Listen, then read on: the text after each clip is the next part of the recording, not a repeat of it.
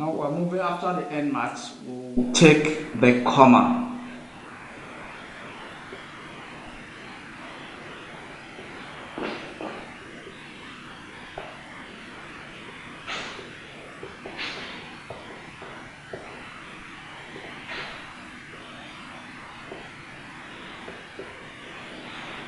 The comma has a variety of usages, and so we'll take them and see how it goes.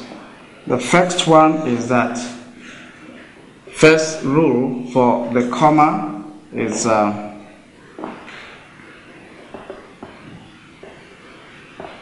we use commas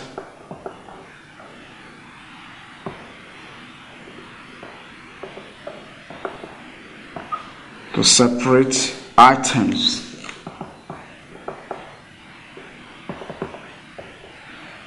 In a series. In other words, when we list items, then we use the comma to separate these items. Like we use a number of commas. These items will vary. They could be words, they could be phrases, they could be clauses or predicates. They could also be even short sentences. Whatever the item or the items involved, we use the comma to separate them. So we can take our examples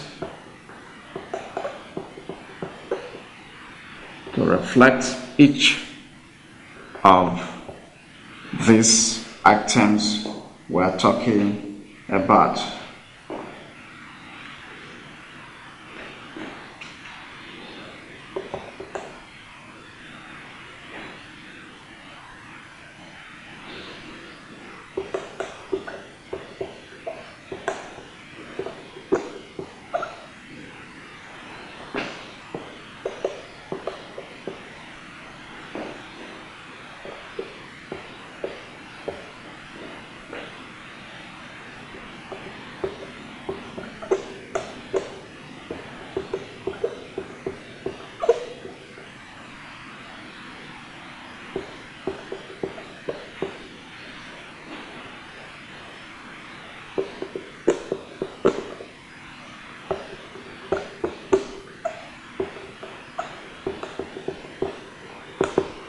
Now we have 1, 2, 3, 4, 5 items which are proper nouns that are in a series. So you need to separate them using commas.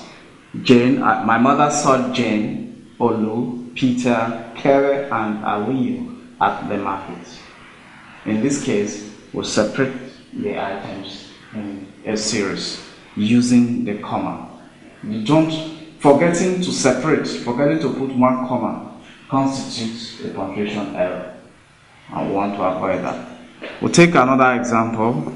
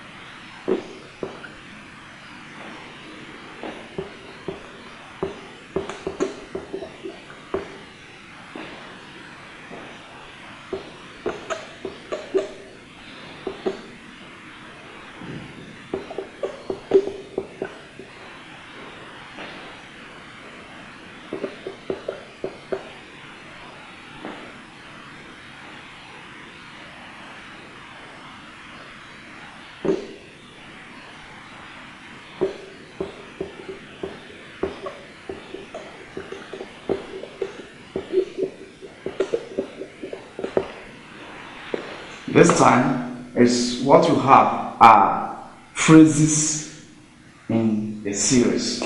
Noun phrases, short noun phrases, a shirt, an umbrella, some milk, and an apple from the market.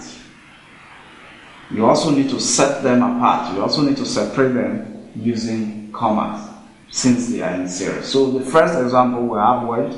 The second example we have phrases.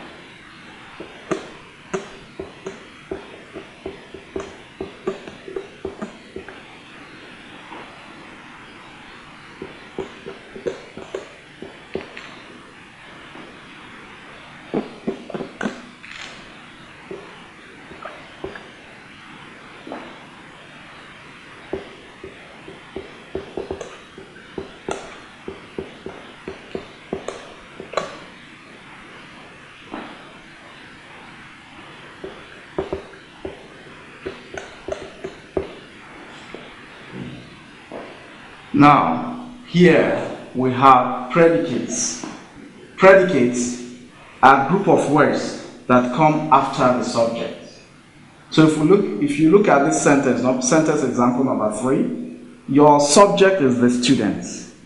Nominated one candidate is a predicate that can stay on its own. Then we can also have the student voted for her, can stay on its own. Then we'll have the student installed her in office, can stay on its own. So what we have here are 3 predicates in this series using one subject. So we'll need to set apart or separate the predicates from one another using the comma.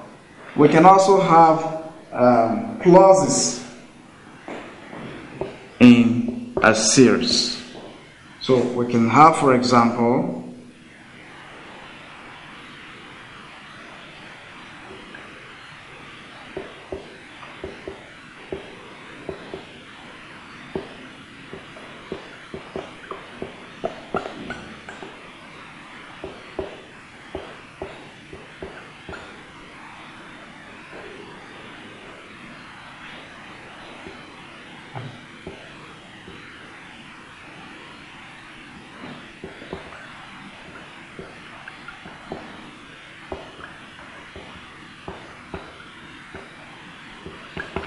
here we have clauses, and in fact, short, simple sentences in a series.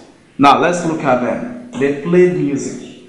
That is a main clause on its own. It can stand on its own. They danced. It's also a main clause, a simple sentence by that on its own. They ate can also stand on its own because the verbs are intransitive.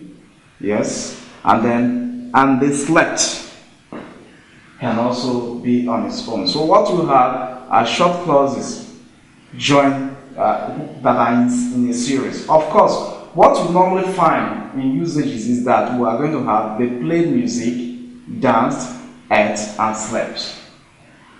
That is easier. But for some reason, a writer may decide to repeat the subject, the.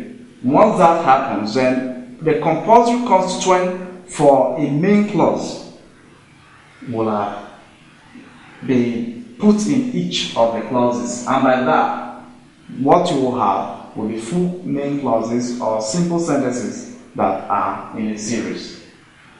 And when you do that, then you must set them apart using the comma. They played music, they danced, they ate, and they slept.